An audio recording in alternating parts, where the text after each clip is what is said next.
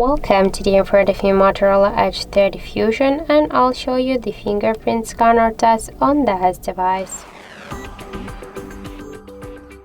So I just set up my fingerprint here to this scanner a couple of minutes ago, and now I'll make a couple of tries to unlock the device with my fingerprint, and we'll see how fast this feature is and does it works.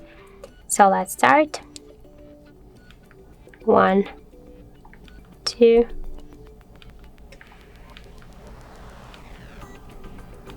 3, 4, 5. So as we can see, the fingerprint scanner works here so fast. We can just unlock the device less than in 1 second. We just should not simply touch it, we just should hold it for a while, because if we'll simply touch it, we'll have no just chance to unlock the device with the fingerprint.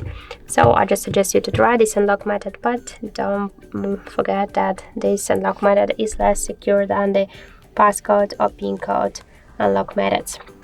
So that's it. Thank you for watching, and if you find this video helpful, don't forget to leave a like, comment and to subscribe our channel.